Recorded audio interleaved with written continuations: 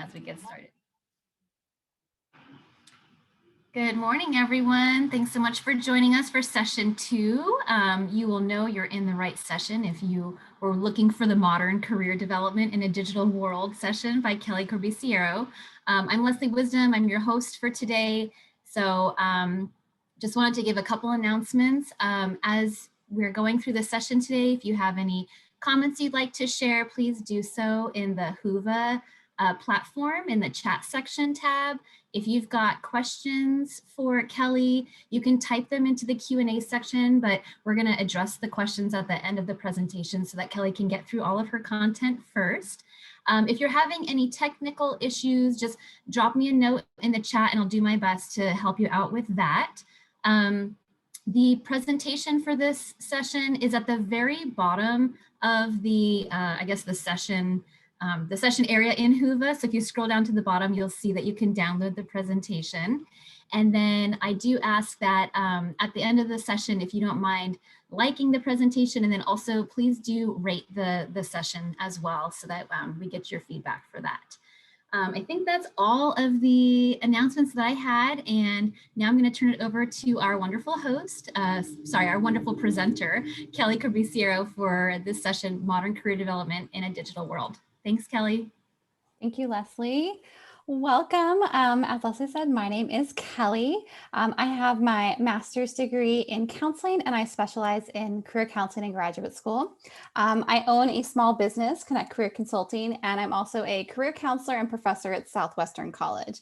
Thank you all for choosing this session and for coming today. Today, I'm going to talk to you about how our world is shaping and how careers are changing and strategies that you can use with your students to help them navigate this new workforce and this new environment, because I believe, like many of you, it is not changing. It is here to stay. And so we will need to learn to adapt and how that works. So just really quickly about me, I am the CCC is a certified career counselor. It's a credential from the National Career Development Association. As I said, I own my own small business where I do consulting and training for counselors. I also do counseling and coaching. And then at Southwestern College, I am a faculty career counselor and professor. And I've been working in higher education for well over 10 years. I actually started in higher education in my early 20s as a student assistant.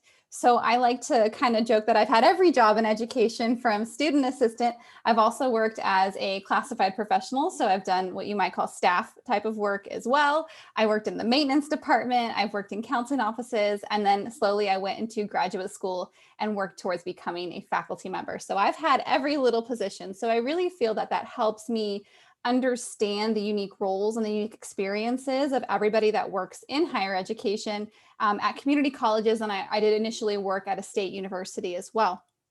In addition to that, I'm a first generation college student. So I'm the first one in my family who ever thought about college.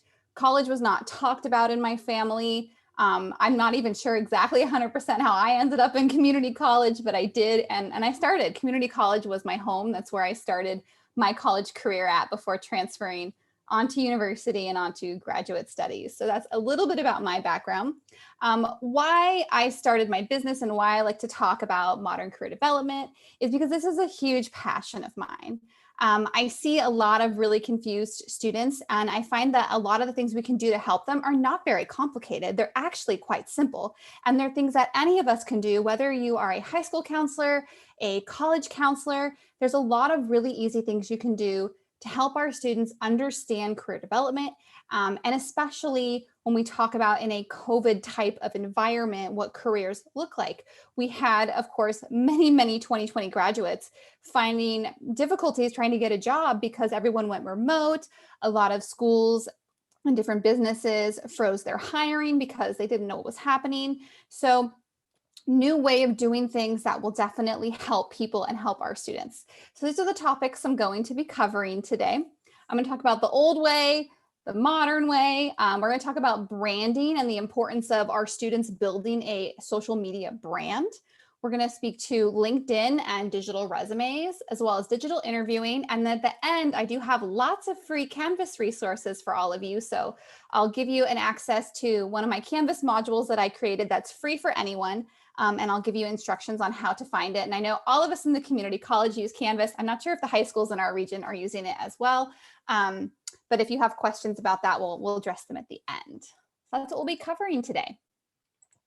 So because I'm a career purist, I studied under Al Levin. So he is one of the career theorists that worked really closely with John Crumboltz. And he also helped curate some books and some self-help books that I actually use for the basis of my training, which would be one of the books, Luck is No Accident, Making the Most of Happenstance in Your Career Life. And I actually use this with my students in my career development class that I teach.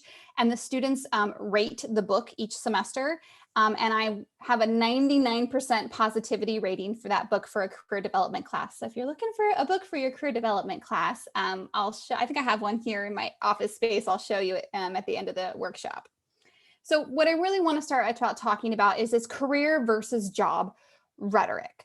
This is one of the most misinterpreted terminologies that I see students not quite understanding.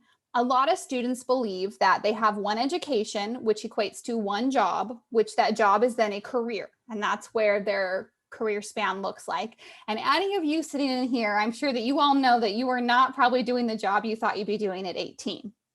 Most of you are doing something quite different. Many of you may have not even known that a college counselor or a high school counselor was really a job or a possibility for you. I didn't even know what a college counselor was at 18, unfortunately. And so there's this myth that I'm going to get this one job, one education. And so when students come in to see counselors at 18 years old, they're usually quite stressed because they're like, I don't know what I want to do forever.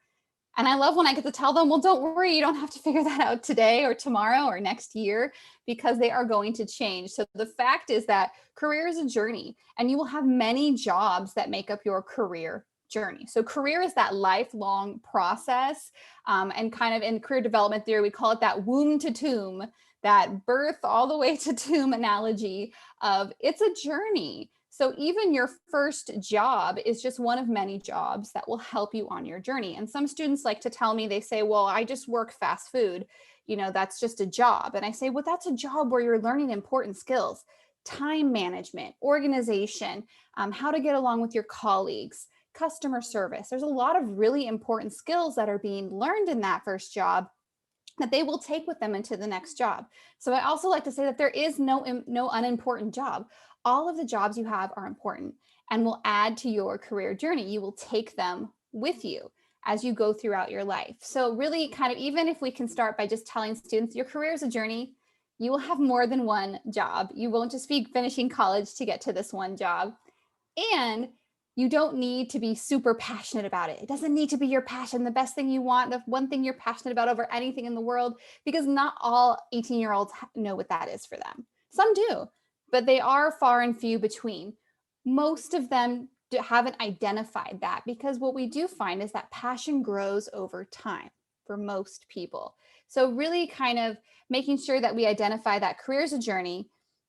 If you're not, you don't have to go into something that you're super passionate about, that it never feels like you're working a day in your life, because for all of us, there are days when we would like a day off, no matter how much we love our job.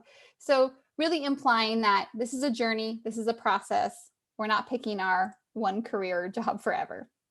I do want to share with you a couple of graphs here. Now, these are not super duper scientific. This is actually from my class that I teach. So I poll my students each semester. I've been teaching this class now. This is my third semester of the course since I wrote it.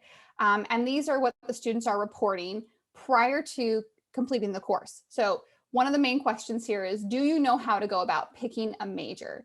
And we have about 60% have no idea how to pick a major. And I think if you were in the previous session with Claudia, she was mentioning about the career counseling with equity, that students don't even know like what a major is. And that's one of the real barriers we're up against. What does this major mean? How does it equate to a career?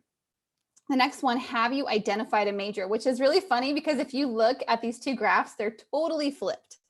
So have you identified a major? Yes is around 60%, no is 37%. So I think this is really interesting, because students don't know how to go about picking a major, yet they are, is what we're getting from this. And that's typically because the system, CCC Apply, makes them pick a major. Now, the next thing up here, do you know how to use your major to get a job? Overwhelming majority, no. This is a very common theme that we see in community college and in higher education when I used to work at a state university with senior level and graduate students. Same issue. Have you heard of any technical programs that require an associate's degree but can lead to yearly incomes over 50 to 75? All of my faculty counselors working in CTE, check this one out. Over 80% have no idea that there are programs at community college that they can complete to get to these really wonderful incomes. And I believe our keynote was also talking about working in the trades. There's a huge demand for skilled trades people that work in plumbing, that work in electricity. I have friends that are electricians. They make twice what I make in academia in terms of income, and they set their schedule. It's a very relaxed schedule. So there are these really wonderful opportunities and that you can attend through the community college. There are community colleges that work with our local apprenticeships. And so our students just don't even know these opportunities exist for them. Has anyone ever explained the importance of selecting a career first and then a major?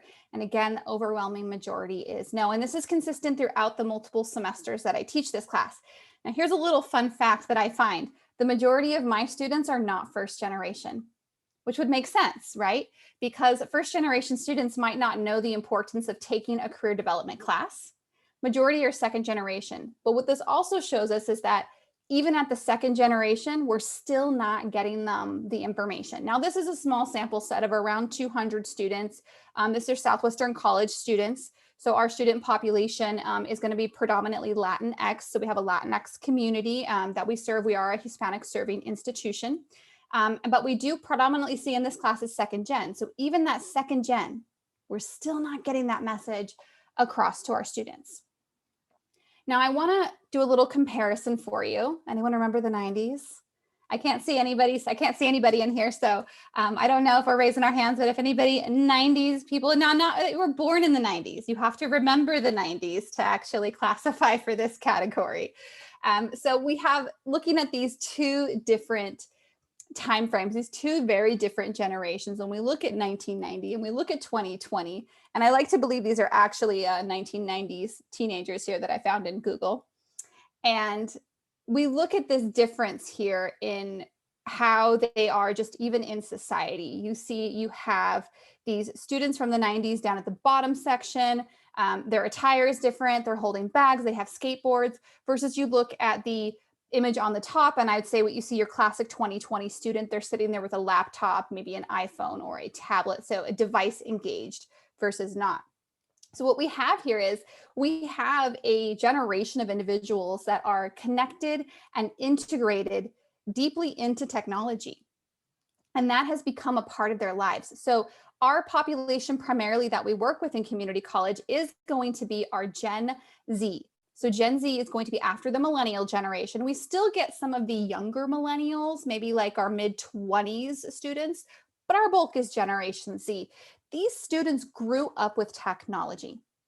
They never will know a time when they had to pick up the phone, hit the buttons, hope your friend answers, page people. They didn't know any of that. They've always known that they can text. They've always been able to have any question they have answered for them in a few seconds. You know, if we look back into 1990, if you had a question about what's the tallest mountain in the world, you would have hoped that your encyclopedia for M's had it in there and that you could find the M. And if you didn't, you'd have to go talk to your friends. It was a very, very different type of setup and integration into knowledge, which has really shaped our career process. Yet what I find is a lot of people are still approaching career development from that 1990s perspective. They're not including some of the additional really important components that I'll be discussing today that I have been finding are very important for our students as I've been doing research, mainly post-COVID. Once that started happening and I started seeing different shifts in what employers were doing, I dug into the research. And so this is some of my findings that I found. So let's do a little bit more of a visual comparative here from a work to career or college, high school. So sorry, start over. Going from high school into work or college with these two different years. Now I took it back a little bit to 1980 on this one because I couldn't find any photos of 1980s teenagers to incorporate for my visual aesthetics. But I still think we're going to have a very similar effect because in the 80s, we still did not have the access to technology that we do now. The personal computers was more mid to late 90s when people had personal computing at home. So we're going to get the same effect. But I want you to imagine a high school graduate. So what would they do first? They would either go to college or they would get a job. How would this 1980s high school graduate go about getting a job? They would either look in their local classified ads, their newspapers. And when I tell this to my students, they're like, what are the newspapers? What are they? Is it Craigslist? Is it Indeed? Like, what is that? They went to a local paper. Their access was local. Most people did not purchase an international newspaper, which would have jobs on an international platform or even a major paper. Usually you had your local town paper. So if you lived in San Diego, you would have your local paper. You necessarily wouldn't also be subscribing to the San Francisco Chronicle. Some would, most would not. So you have a much smaller access to job opportunities back then. You're having a local access. You might also look for paper job postings. You might walk around town, see signs up on billboards with job postings. You also may go into a place of employment and just ask, hey, are you hiring? I have my resume. A very different process. And then in this scenario, you would work your way up. Maybe you start in as a sales associate, and then you work up into like a part-time manager, then your management, then maybe you're doing floor manager. So there was this more promotional opportunity. And maybe you found a career center, maybe you didn't. And if you did find a career center, the information you had was going to be basically just the little paper folders that had all the careers into file folders. And you could look through the file folders. And if they had maybe a sheet of information on that career, you could gain some knowledge. But that was pretty much it. So we had a very limited amount of resources, which in a sense, less choices, less stress, right? I don't have as many options, so I don't have as much stress in my environment because these are my options. Also, in the 80s and even in the 90s, you could still go into many jobs and work your way up without having a significant amount of college education. You could work your way up into a decent managerial position without a bachelor's degree. And now I have students coming to me that work at local chains that if they want to go above like part-time manager, they're asking for bachelor's degrees if they want to go into management and retail. So we see a huge shift when it comes to college, the things that students need, as well as their options. Just one example, even just, 10 years ago when I was working at Sacramento State, I worked with engineering students. And the engineering students I worked with, if they had an associate's degree, maybe they transferred from community college, they could get a job as a project engineer. And that was great. They could work part-time. And then when they graduated, finished their engineering degree, they could get a job as a civil engineer or project manager. Well, now when I look at job postings on Indeed for a project engineer, the minimum qualifications are a bachelor's degree.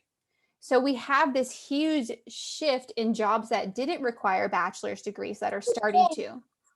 So when we go over to the 2020 environment, most of our students are really seeing the benefit of going to college because they're hearing from their friends and family that I hit a roadblock. I didn't have a degree and I got stuck. And now when I'm saying about a degree, this is not to say that trades are not wonderful occupations. It's more just to make the example, the comparison. Trades are wonderful. You don't need a formal degree, but you do need a significant amount of formal training by an apprenticeship program to be a skilled tradesperson. So let's go to 2020. You either went to work or you went to college. You might talk to your friends and family about what are the opportunities, what are you studying, what are you doing, but you also have global access. You have internet search engines. Our students can go on Google, type in whatever they want to research career opportunities. And when I talk about global access, this is huge because we're also talking about the globalization of careers, which is what our keynote was also mentioning if you were around for the keynote, that so much has changed in terms of opportunity that our students have global access. I could go right now on Indeed Ireland and start finding jobs, finding opportunities, and many of these companies will set me up with a visa so that I can go work there. So there's so many more opportunities for our students, but with opportunity also kind of comes a lot of stress. I have so many choices. what do I do? Where do I go? Where do I start? I can look at Indeed, I can look at Google Jobs, I can look at LinkedIn, but what's the best? Where do I go from here? So we have so many more different divisions our students can go down that it leads to a lot of confusion. And I find a lot of the confusion leads to stagnation. So they just kind of freeze. They're like, I don't know what to do. There's still these choices. So it gets very, very confusing for them. On top of having so many options, they also have to worry about branding, social media appearance, and that they're going to hit roadblocks for promotions in many occupations, not all, without some sort of associate's degree or a bachelor's degree. They also have opportunities for virtual career research. So they're going to have access to careers that people in the 80s never even heard of. So these students are experiencing information overload. So how do we work looking at the old way to the modern process? So just to recap, the old way was little to no career planning. The student may have been given an assessment and told these assessments will equate to a job. You can pick one based on the way you took this assessment. These are the jobs you will be good at. They might select a major, typically with little to no preparation or knowledge of the career options with that major. What we find even now is that most students will pick a major where the name of the career is in the major. Things like nursing, I'm going to be a nurse. Business, I'm going to work in business. Psychology, I want to be a psychologist. Biology, I want to be a biologist. So a civil engineer, I want to be a civil engineer. So we find that rhetoric is still continuing because students aren't sure what that exactly means. And then what'll happen next, the old way, they might feel stuck. So it's not uncommon for Gen Xers or baby boomers to stay in a very similar career path for a while. That was very, very normal, very common to have one job for a very long time. And it's not uncommon for them to stay in a job they didn't like because they may have not had opportunities, that they may have lived in a small town and these were the top companies. And if you got a job there, that was a good job and you stuck it out and that's where you worked. So it's kind of an older mentality way of doing things.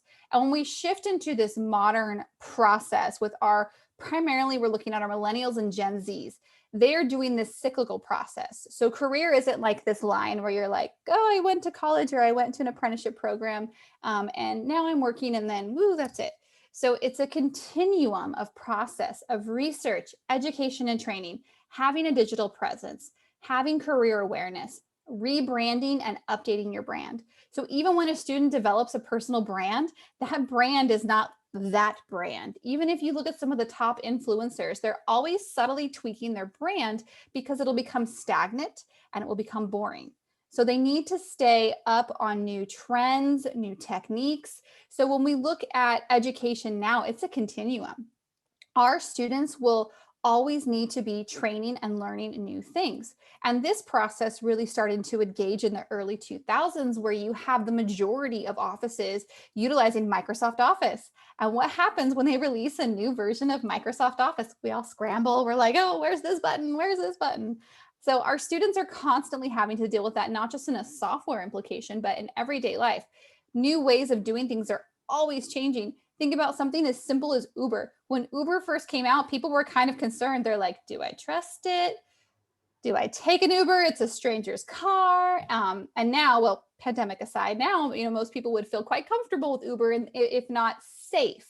So we have to learn and adapt to technology more than any other generation prior. So our students need to make sure that they're having this presence, that it is cyclical, and that they know that college is not the end game or associate's degree or even an apprenticeship program. If they get through an apprenticeship program to be an electrician, they still have to do quite a bit of work to be a licensed electrician, which the licensed electricians are the ones that are going to be making the bigger bucks when it comes in terms of that career field.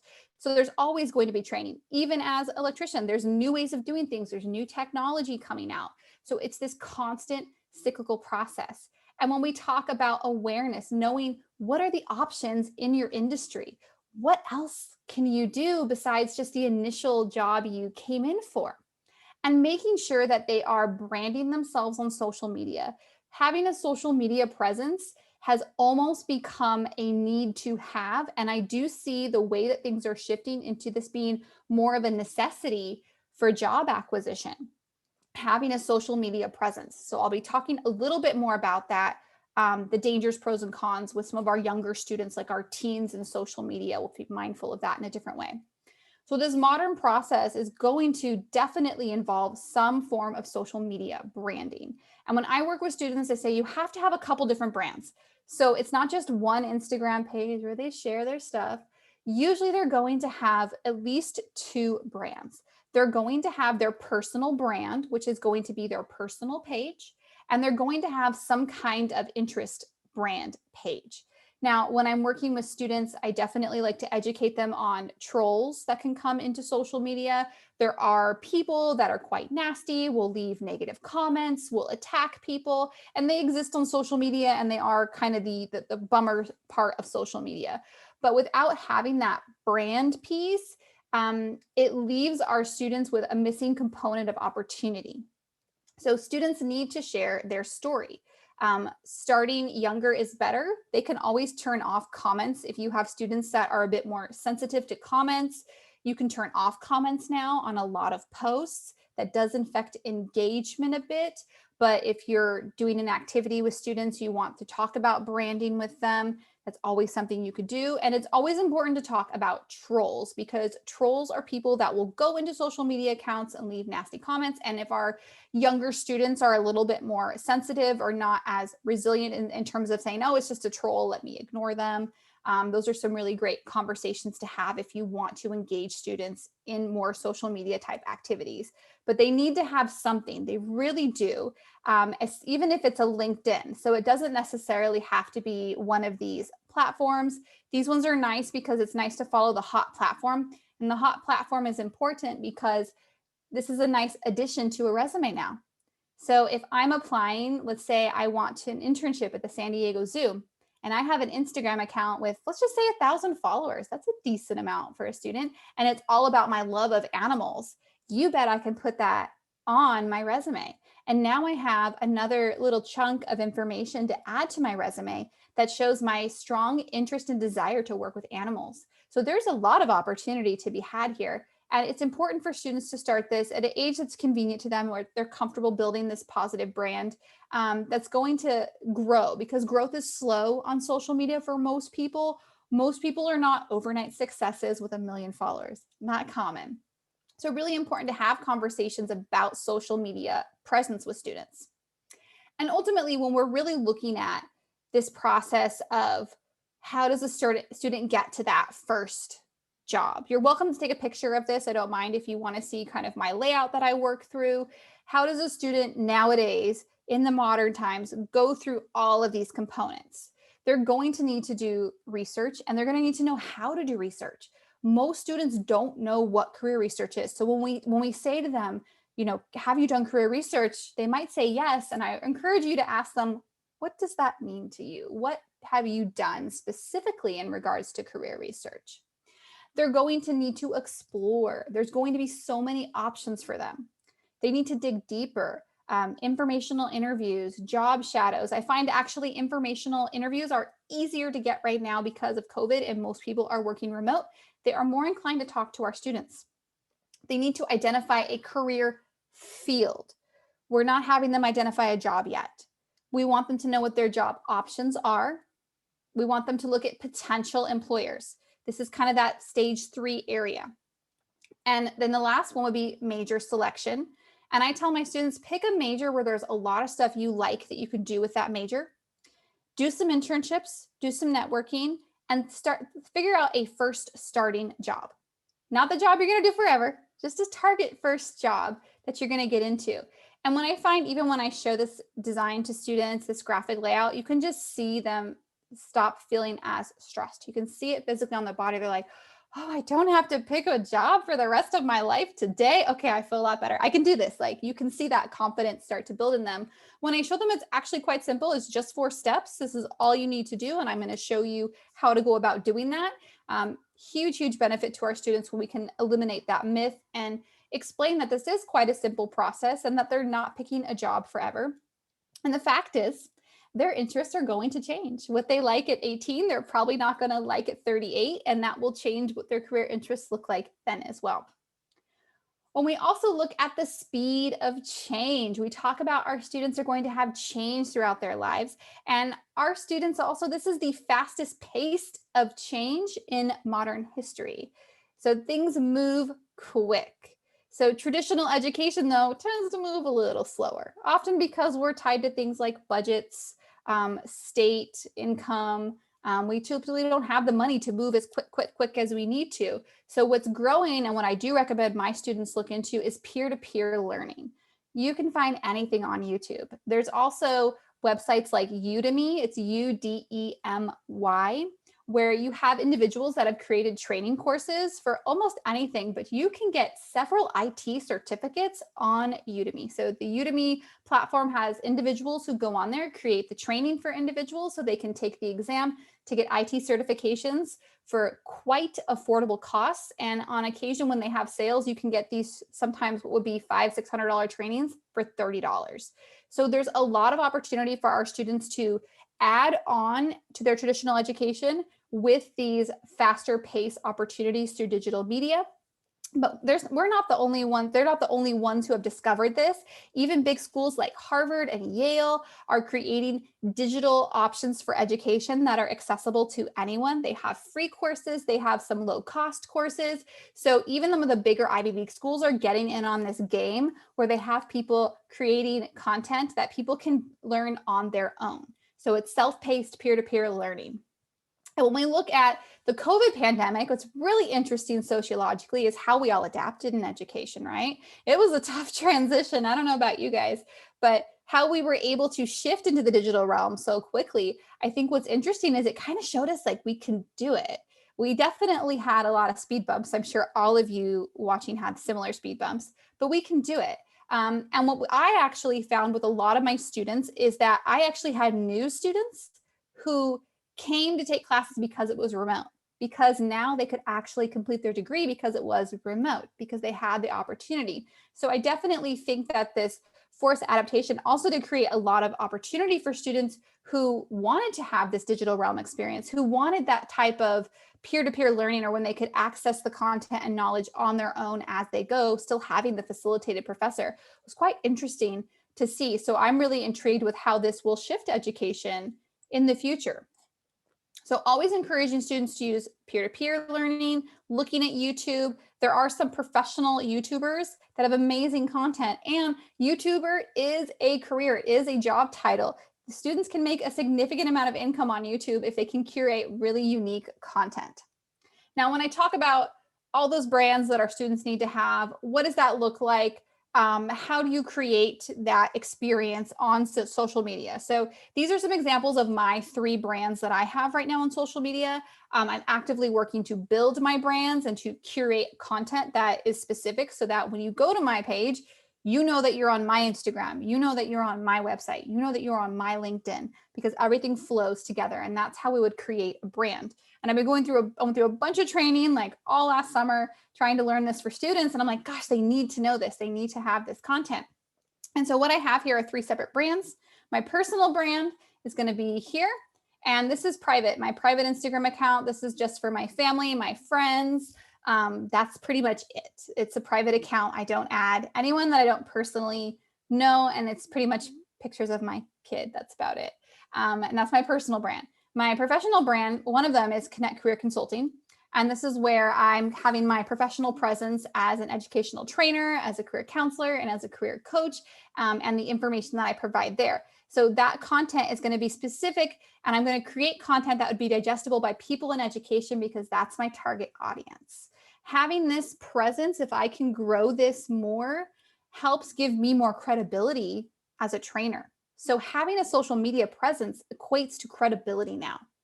Also, this is my 3rd brand. I own a small retail store that sells metaphysical items. Now, this is very different. I would not put my metaphysical items store stuff on Connect Career Consulting because those brands are completely separate.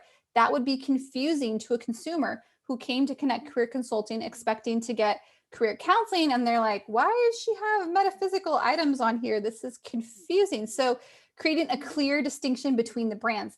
This is a lot of work, my friends. And so it's really important that we teach our students how to build these different brand experiences. There are 2 really good YouTube channels that address this. One is the Social Media Examiner, and the other one is Vanessa Lau, Lau, Vanessa Lau. 2 YouTube channels that create this content in a very educational and professional way. Vanessa Lau has a little more personal content. The Social Media Examiner is straight social media, and they're a social media marketing firm. And so students can get this information and training for free. So can you. I do trainings on this geared towards how you would teach it to students because they're going to need this. And here's a really funny little LinkedIn story for you. So I have I think a pretty decent LinkedIn page. It could always use improvement as anything with social media. And I was actually applied for a freelance position through LinkedIn. I wanted to work as one of their career coaches. I was like, oh, that'd be fun. It's just freelance. I'll put my hat in the ring and see what happens. And I applied for the position, and I have very extensive experience related to this type of work.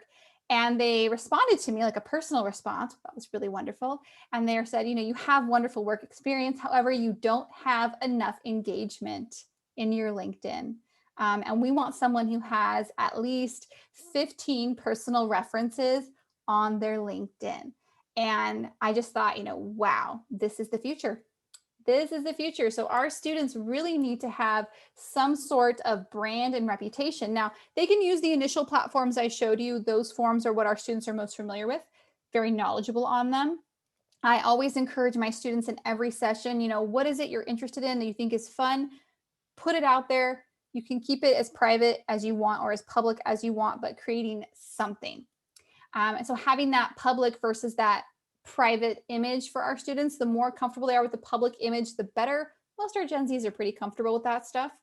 And then when it comes to LinkedIn, not just the references component, but having a digital presence and a professional format. So most of our students see LinkedIn and they're kind of like, oh, well, isn't that for people that have jobs? And I said, it's also for people that are trying to get jobs, especially college students, because just like the Instagram, Twitter, TikTok, those take time to build a following. So does LinkedIn. That will take time as well. You don't just wake up and have like 500 connections. And in LinkedIn, that wouldn't actually be the best thing. You want to have engagement, not just bodies.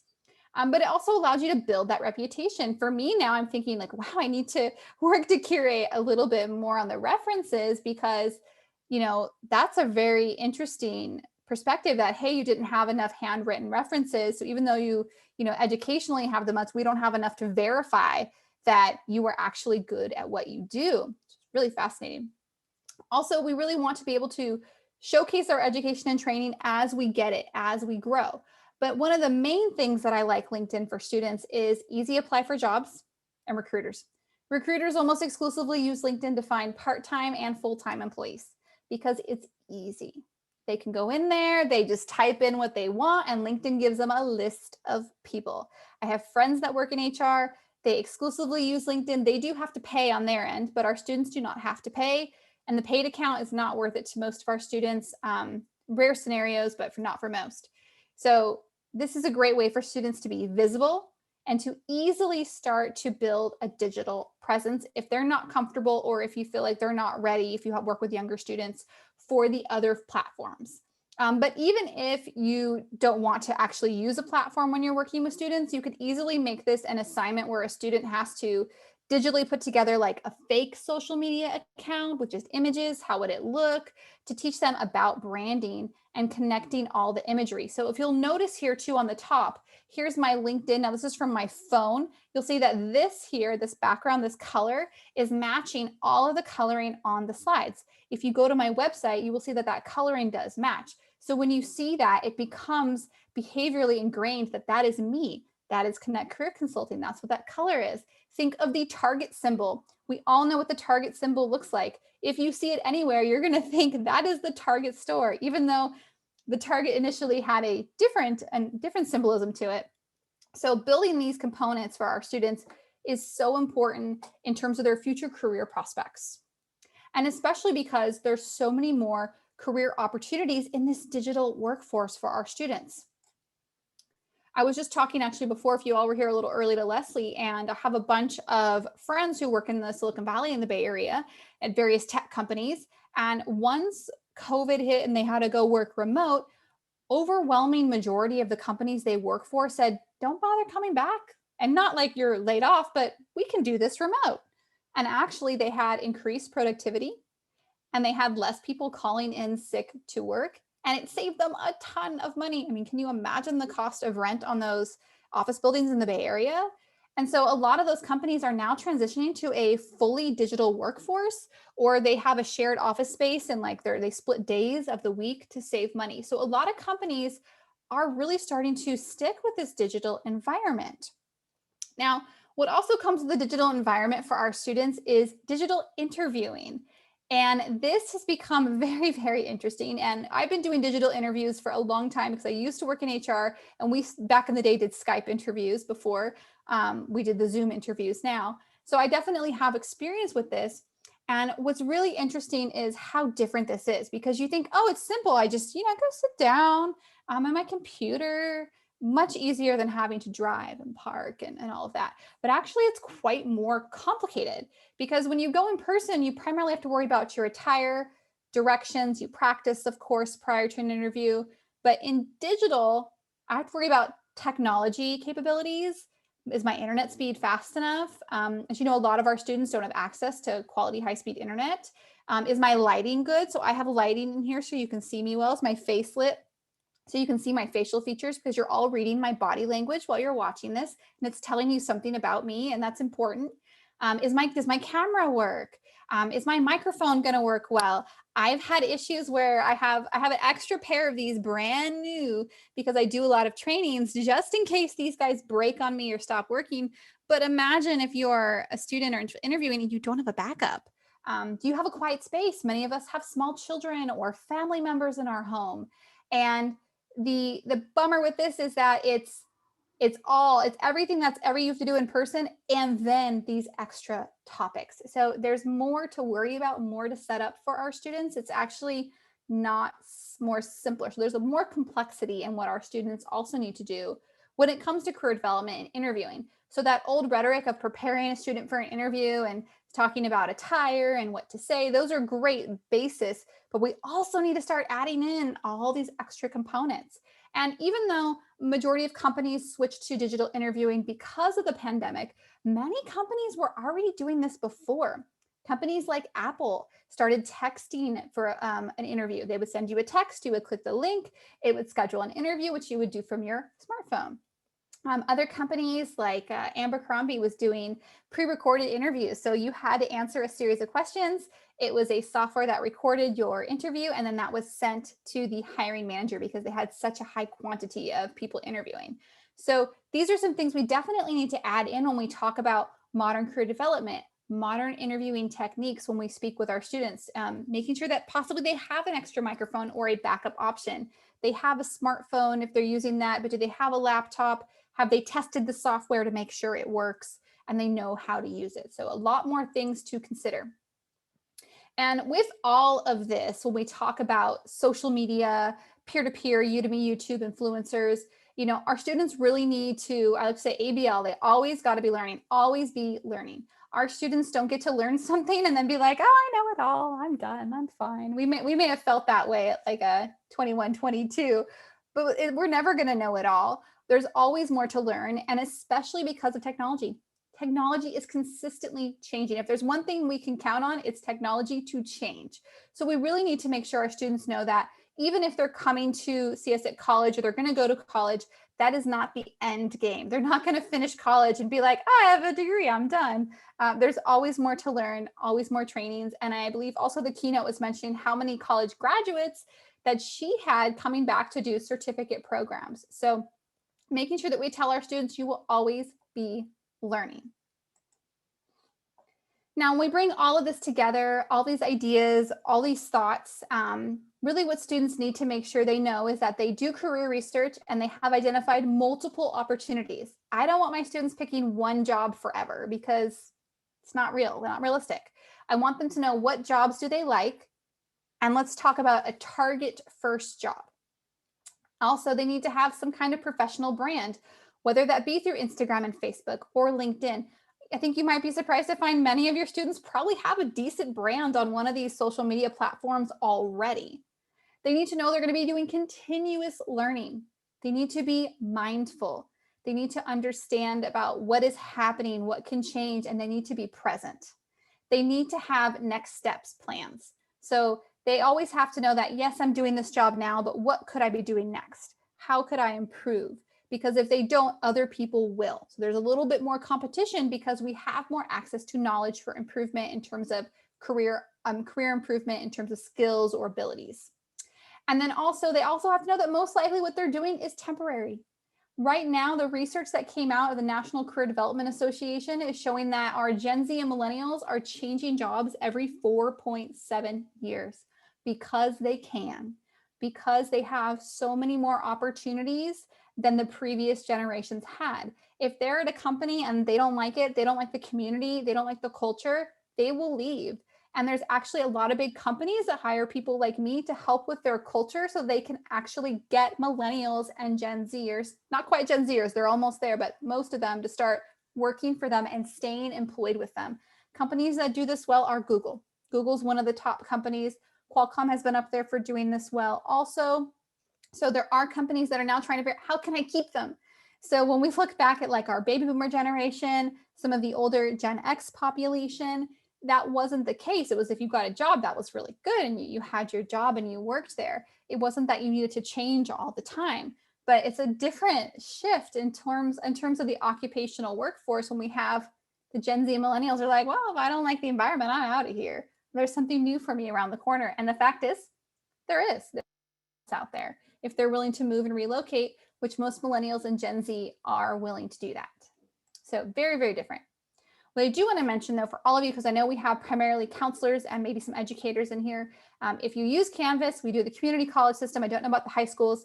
I do have a collection of free career assignments. I do have a free module in there. If you want to check it out, those are all free for you to use. Just search my last name, Corbisiero, in the Commons for the free assignments. I have some sample discussions. In my dream world, every professor, every counselor, if you teach a counseling type or personal development class, would use at least one of these assignments, because I feel like a lot of our students don't get that opportunity to dig into career development as much as I would love them to. So even if you just use one of these assignments, you're going to get the wheels spinning like, oh, there's more opportunity. There's more options than I initially thought, because our students typically come to us with limited options, basically because that's all they know. And they don't want to go searching stuff because they might get overwhelmed. So if you can use any of these activities, that'd be super awesome. And they are all absolutely free for you all to use. Those are going to be in the Commons. This is my contact information if you have any questions.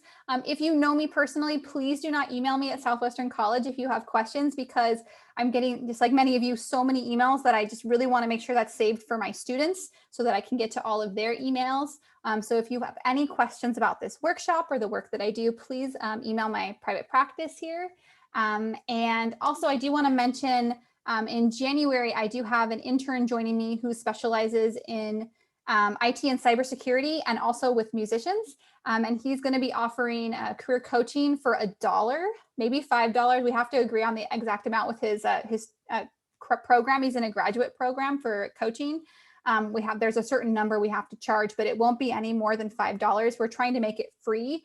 If you know of somebody who's maybe not in college, but needs assistance and needs low cost, accessible coaching to help them get to the next level in IT or cybersecurity, we are going to be having his calendar up on our website in January. So if you know people that are in need, that's a service that we're going to have on the website. So low and no cost for those people who need it that can access it at a college or a university. So I hope that helps you all get some insight into the different process for career development that our students are going into. They're not in this one line trajectory. They have so many more options. So it's even more important for them to understand how to do career research, how to navigate the internet, how to have some sort of professional branding, and how to incorporate the digital components into every aspect of those traditional workshops we do with them. It shouldn't just be resume workshop. It's going to be resume LinkedIn workshop. It shouldn't just be interviewing. It's going to be interviewing and Zoom interviewing. How to use Microsoft Teams. What does that look like? Microsoft Teams and Zooms are the top 2 software platforms being utilized right now by most companies. So we really need to start integrating that into the type of workshops we do for students. All right, well, it was lovely presenting this information for you all today. Thank you all for hanging out and watching. I'm actually done a little bit early, which rarely happens for me. I'm an ENFJ, so I'll talk all day about career stuff. But if anyone has questions, I'm going to stop sharing here and I'll see if we have any. Thanks, Kelly. We did have a few questions that came into the Q&A in the Hoover platform. The first one was early on in your presentation when you were mentioning a particular career book. And I think I may have gotten it right, but I just want to confirm with you. Is it called Luck is No Accident? Yes. Okay. Making the Excellent. most of happenstance. So Luck is No Accident. So I think I responded correctly into the Q&A on that one. It's on Amazon. And then we had another question about, can you explain more about what engagement means on LinkedIn? Absolutely, great question. So when I teach LinkedIn workshops, I actually show students how to post. How do you go and post and comment on other people's posts? So engagement would mean that you're actually making connections with people, but then you're also commenting. So engagement, engaging with someone else. So let's say one of my colleagues posts an article about career development and I read the article and I'll comment, wow, that was a great article. Good share, good information. So it can be something as simple as that. But engagement can also be a little bit more in depth. So perhaps you join a LinkedIn group. LinkedIn groups, much like their counterpart of Facebook groups, if you're familiar with those, have high levels of engagement, meaning that you need to comment. You need to be involved in the conversation. You can't just join as a little ghost and just hang out there, or it won't benefit you. So that's definitely how students can engage on LinkedIn, just like they would in any other social media platform. Hope that answers your question. Excellent.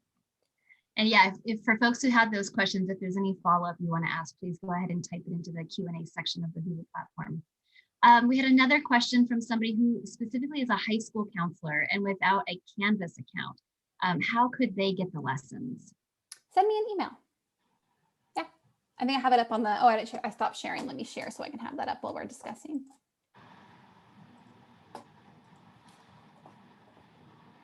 If I get a ton of emails, I might make a web page on my website. And for folks, if you don't get it, if you didn't write this down, Kelly's presentation is also something you can download when you're in the Hoover platform, in the session right now. You just scroll down to the bottom and there's a section where it talks about handouts and you can download her presentation. And then of course you can find, all of those things that she referenced in her presentation today. All right. Are there any other questions? I want to encourage folks. We do have, some time left. I had a question in there, but I feel like if other participants have other questions, I'd rather hear from them. Anything in the chat? Okay, I don't see any other questions, so I'll just ask the one that I had. Do you happen to see that there are some industries over others that require a greater digital presence? I'd say it's pretty even across the board in terms of what I've noticed, and this is just personal experience, that they definitely want to see some type of digital engagement. And this is when it comes to specifically LinkedIn. Now, in higher ed, it's a little different because there's different hiring practices that we follow in higher education, where we typically couldn't necessarily utilize someone's social media platform as a qualifier for employment, but in other industries, they can. So there was a lawsuit many years ago about can an employer use your Facebook public information as information for judging you as a potential employee, and that lawsuit was actually lost, and so people can. So that's actually not illegal for people to do that. So that's where I also talk with students about having a positive presence. Really, if an employer were to Google you, which they can, there's nothing against the law with them Googling you and making a decision to hire you or not based on what they find. You'd want them to find your LinkedIn page. You'd want them to come across this nice professional photo of you, some information about your background, especially if it's an internship. And I tell my students, like, you have a nice little collared shirt on, and you look nice in the photo. You have a little professional look to you. It's definitely going to make you stand out for a potential position. And I know many people that still work in HR, as I used to do, and most of them that work in private companies, they do Google the applicant's name and they want to see what they have. But to be honest, most private companies are using LinkedIn to actually find and curate employees. So that's really where the huge piece is. 80% of recruiters are using LinkedIn. And if our students are not on there, they're missing out on a huge chunk of opportunity as well. Hope that answers your question. Very helpful. See, I think there was another one that came in. Yeah, somebody just put in, while I certainly agree about the digital world and presence for the engineer or BA students, are you finding some industries are not requiring a digital presence? For example, I am not finding digital presence important for CTE employers. I think it really depends, and right now I see this as something that's growing. I see this as more of a futuristic happening. At this time, many CTE employers might not be there yet. But what I also like to say is, let's say you're applying to work as a dental hygienist and you have a whole social media platform about teeth health and gum health and why it's important. And maybe you talk about how to brush kids' teeth properly. And you add that to your resume as I have a following, this is my Instagram. I definitely think that would add to your application if you were applying to work in a dental office for a CT type of occupation. There could be a benefit, or if you were a CNA, a certified nurse assistant, which is one of the programs we offer at Southwestern College, and you had a presence talking about proper home health care, how to lift people, like things that people could do with their elderly family members, just basics, and you add that to your resume, I think it definitely juices up the resume and it makes you stand out. So while it might not be required, and I won't say it's required for any field, but by no means is it required, it's just more of a booster. It definitely makes things look a little nicer. Now, of course, if your student wants to work in social media marketing, they definitely need a social media presence. But for other occupations, it's more of a benefit, not necessarily a requirement. But I do see this becoming more and more of a demand as more people have a social media presence.